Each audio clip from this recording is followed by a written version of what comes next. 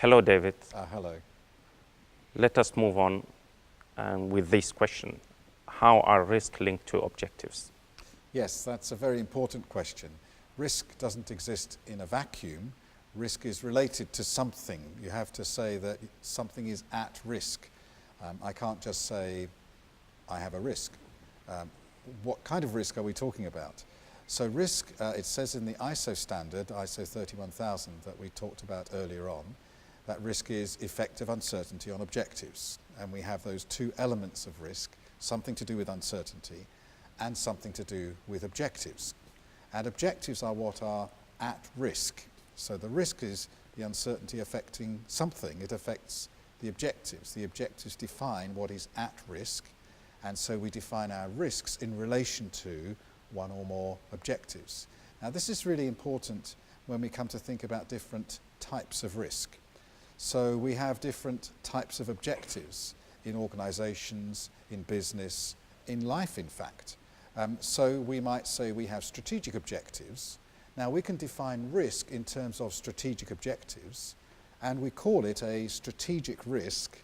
A strategic risk is the effect of uncertainty on strategic objectives.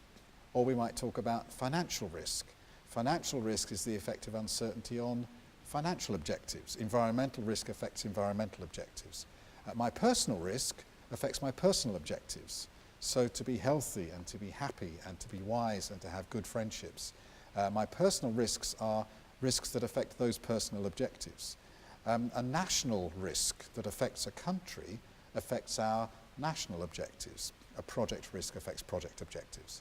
So with all of these things, we have to link the risk to the objectives. So there should be some objectives which are matter to the subject. Exactly. If we have no objectives, then we're not doing anything. We're just sitting in a vacuum and looking out of the window, and we're not doing anything.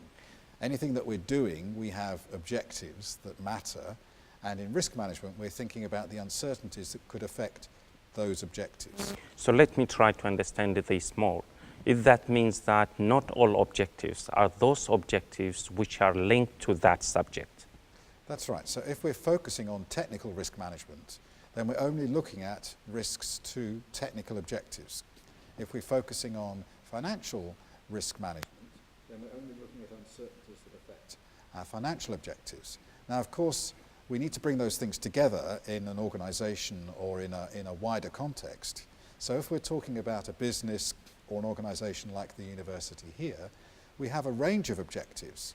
In fact, we should have a hierarchy of objectives. So we start at the very top with our strategic objectives, with our corporate objectives, and we break those objectives down progressively through a hierarchy. So our corporate strategic objectives are broken down into a number of, let's say, departmental objectives or functional objectives. And each of those is broken further into maybe a portfolio of objectives.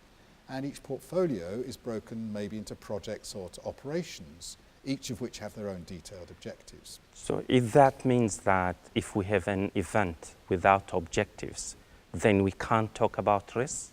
It does, because there's nothing that matters. So how can you have an event with no objectives? We don't know if we've succeeded or failed.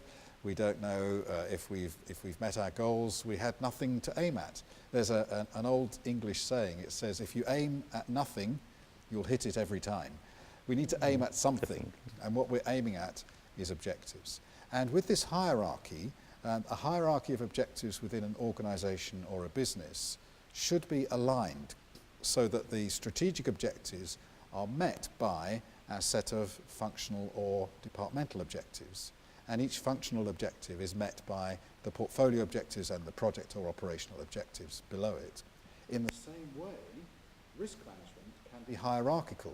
So we can have strategic corporate risk management at the top, we can have departmental or functional risk management, we can have portfolio and project and operational risk management, and each one should contribute to the next level.